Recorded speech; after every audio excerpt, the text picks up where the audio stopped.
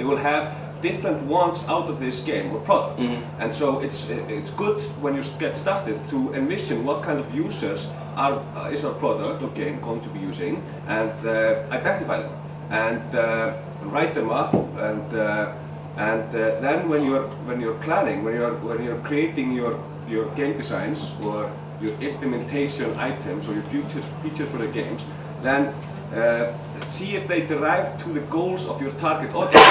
If you say, well, in our first release of the game, we want to cater to our main market, and we have made sure if we have identified our main market to be, mid-20s boys and girls who play games for a short period of time and want instant gratification. And that might be implementing different designs. You will say, well, in our first release, it is our goal to cater towards this group, but we want to cater to another group later, maybe in an upgrade or a subset. Then when you are deciding what you want to do, when you're prioritizing your designs or your features, those are the goals that you are aiming towards. Another example of that would be, you have an iPhone, Páll? Yes. Can we see it? The iPhone. So, the iPhone, when it was first released, it was absolutely not geared toward business users. Right. The BlackBerry was. I have a BlackBerry.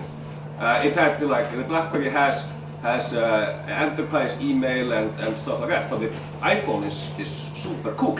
So everything that they put to the first release was to that profile of users. So that was the goal, to get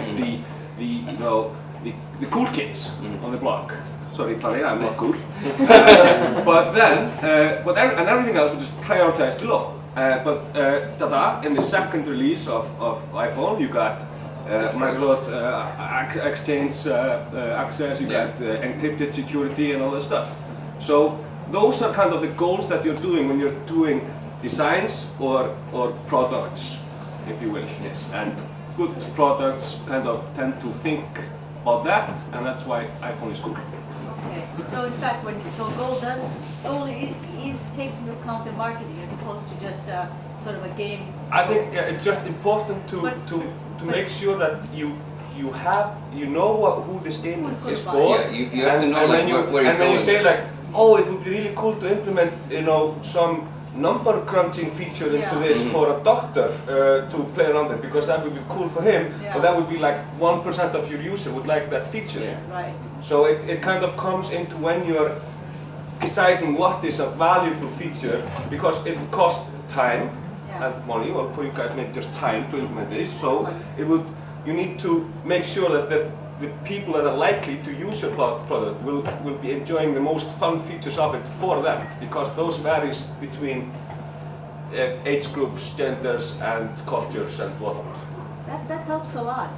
So then vision is more like, wouldn't it be cool if we had a universe like Eve, except it was pink and all the ships were round? And, sure. Yeah, but maybe if I put that back into Eve, because it's easy for us to think about Eve players, because we have them pretty well kind of demographically broken down, and the kind of split line between those are the guys that are really hardcore and playing 0-0 and rule the world, and people that are Care Bears and hang out in Empire. And so Dominion, then everything in Dominion was catered toward that group. So if you had two designs and we said, okay, should we do this and do this? Well, now we're seeking this release goal. Yes. You can also, you don't want to have like conflicting goals. You can't have like for Dominion, the goal was to cater to the hardcore players, the Care Bears. So we strictly designed it in that way. So we were not trying to please everybody, because we knew that we were only pleasing these people. Right. And then we were pleasing some other people in this and this and this. Because we cannot just have a goal that's like please everybody. So vision is sort of a creative idea, like yes. And then you see if it fits any goals that make sense for your company. Yeah. Well, that's making more enterprise. When you're creating games or products or whatever, then you need to have a scope, and it kind of goes in. You can't just do anything at once, and these are just techniques that help you kind of limit that scope, so that you're doing the most valuable stuff or the most fun stuff in games, I guess. Yes. But that doesn't mean that you can't, do stuff later and add to it, right? Because make an expansion. Yeah, or a 2.0 or yes. Or an iPhone firmware 3 or yes. or whatever.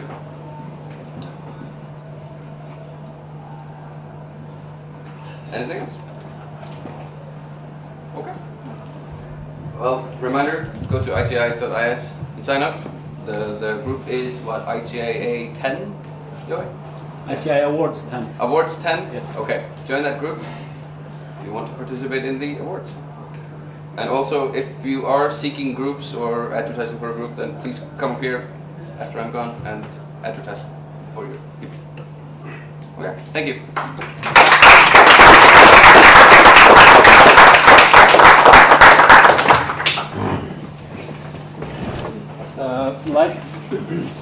Like Páll just said, and thank you Páll and Ali. Like Páll just said, if any group wants to advertise for help or assistance, if some group needs a programmer or artist, you can come up now and talk to the group. And otherwise, thank you. And also, if you have some more questions for Páll and would want to ask him personally, Yes, you can always come to me and talk to me. Is there anyone want to go up and introduce? Yeah? Yeah? Okay.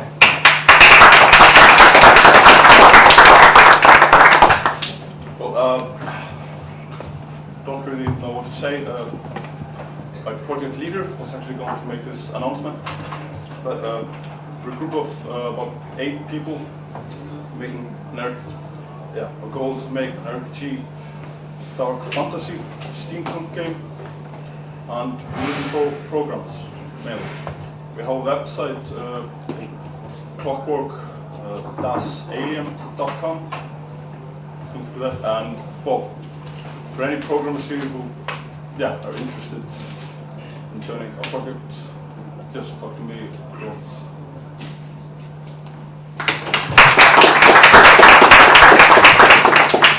Hi, my name is Ari, and I'm looking for the elusive programmer just like everybody else. I already have made a prototype which I made in Game Maker of a shoot 'em up game, which is really a prototype for a beat 'em up game, but turned out to be a shoot 'em up game because you never know what you get. If anybody's interested to play my game and see if they want to take part, either an artist or a programmer would be greatly appreciated. Thank you very much. Okay, one more.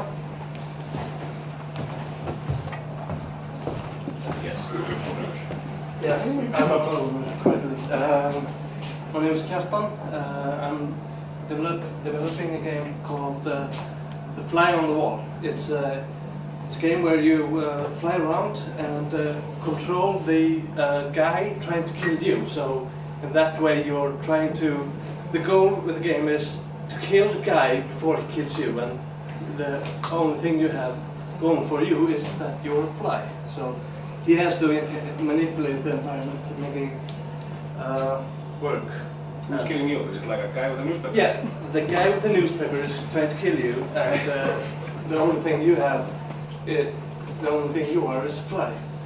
I have a prototype going and a YouTube video, and I need some artists and 3D artists and artists. So, you can talk to me afterwards if you want. Yeah, great.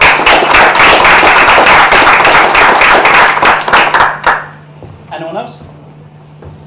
No one else? All right. Then I would like to say thank you to Páll and Ali for the presentation. And Sigurjón, thank you. And I would like to remind IGI.is to sign up if you haven't already. And we have a sign up for groups also. So just for us to keep track of how many groups there are, I think so at least, on the website. So check that out as well if you want to sign up as a group or something. Just for us to know. And there's an excellent page that Christian put together on the IGI site. Yeah. Helpful links for beginning game designers. Yeah, exactly. Check out IGI Awards 10 website. Otherwise, thank you for the event, and see you next. See you on a new year, on the next Saturday, first Saturday in January. Yeah, thank you. Thank you.